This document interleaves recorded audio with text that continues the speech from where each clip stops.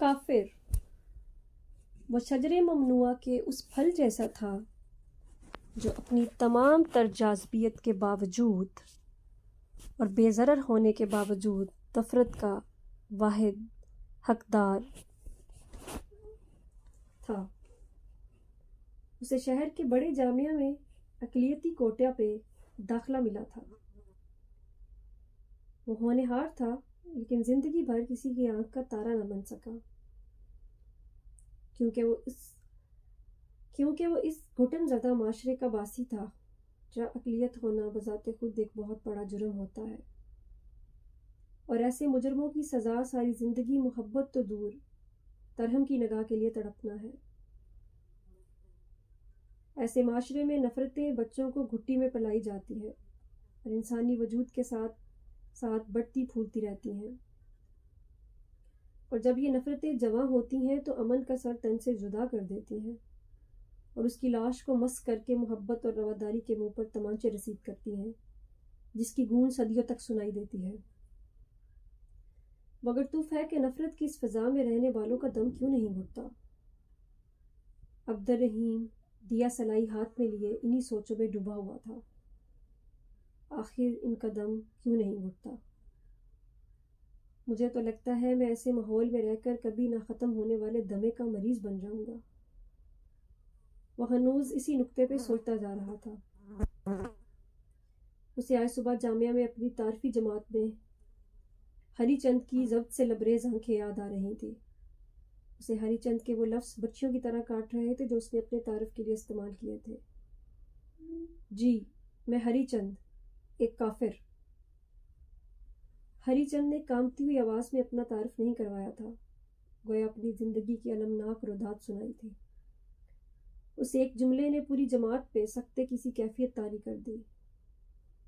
عبدالرحیم کو اپنا آپ ایک مجرم محسوس ہو رہا تھا۔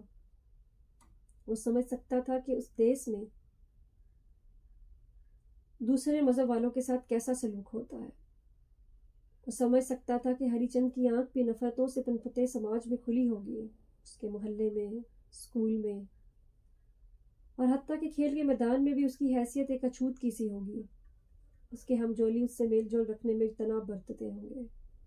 وہ ہر لحظہ نفرت اور حقارت کا سامنا کرتا ہوگا، کیونکہ وہ سب کے نزدیک ایک گوشت پوشت کا انسان نہیں بلکہ ایک کافر تھا جس سے وہ نفرت کرنا اپنا اولین فریضہ سمجھتے ہوں گے۔ ہری چند کا قلب عبدالرحیم کے حساس دل میں تڑپ رہا تھا۔ وہ اسی درد کے ہمراہ ہوتے ہوئے چراغوں کو گول دائروں میں رکھتا جا رہا تھا۔ اس کی روح محبت اور ہمدردی سے شرابور ہو چکی تھی۔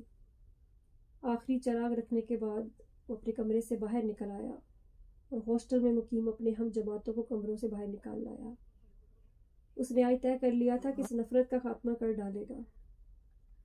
سب سے آخری کمرہ ہری چند کا تھا۔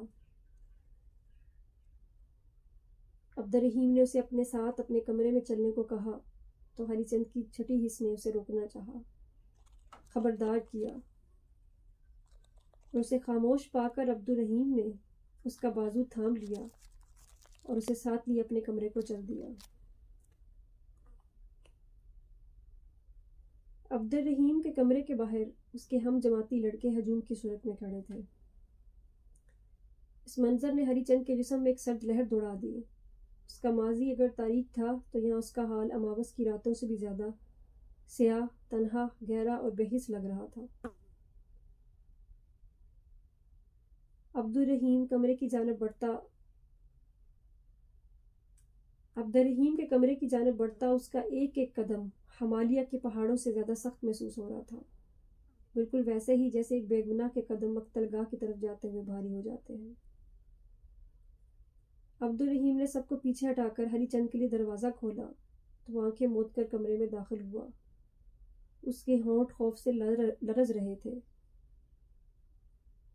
ہری چند بھائی، آنکھیں تو کھول لو۔ عبدالرحیم کی آواز ایک مدھر گیت کی سی مٹھاس لیے ہری چند کی سماعتوں میں گھلی۔ اس نے بے ساختہ آنکھیں کھول دی۔ سامنے کے منظر سے اس کی آنکھیں چندھیا گئیں۔ عبدالرحیم کے کمرے میں رنگ برنگے دیے جل رہے تھے اور سب لڑکوں نے یک زبان ہو کر دیوالی مبارک ہری چند، دیوالی مبارک ہری چند کے نعرے لگائے۔ ہری چند کی آنکھوں سے زور و قطار آنسو بہنے لگے. وہ اس منظر کو خواب سمجھے یا حقیقت، اسے سمجھ میں نہیں آ رہا تھا. وہ جب سے پیدا ہوا نفرتیں ہی سہ رہا تھا، تو آج یہ سب کیسے؟ ابھی وہ یقین اور گمان میں ہی جھول رہا تھا کہ عبدالرحیم نے آگے بڑھ کر اسے گلے سے لگایا، اور پھر سب نے باری باری ہری چند کو گلے سے لگا لیا. ہری چند مسرت، تشکر اور خوشی کے ملے جلے تاثرات سے بھیگ چکا تھا. یہ اس کی سب سے پرامن اور حسین دیوالی تھی. تھوڑی دیر میں جذباتی منظر تھما تو عبدالرحیم نے سب کو متوجہ ہو کر کہا، میرے بھائیوں، ہم انسانیت کے پرچم تلے ایک ہیں، اور ہری چند تم کافر نہیں ہو. اخوت اور محبت اور رواداری کے اس رشتے میں کوئی بھی کافر نہیں ہے. ہاں، اگر کوئی کافر ہے تو وہ ہے نفرت. ہمیں آج سے اس کافر نفرت کا قتل عام کرنا شروع کرنا ہوگا. کیا تم تیار ہو میرے بھائیوں؟ ہم تیار ہیں. سب نے یک جان و قلب ہو کر رضامندی ظاہر کی، اور نفرت جہنم واصل ہو گئی. تحریر طیبہ سید.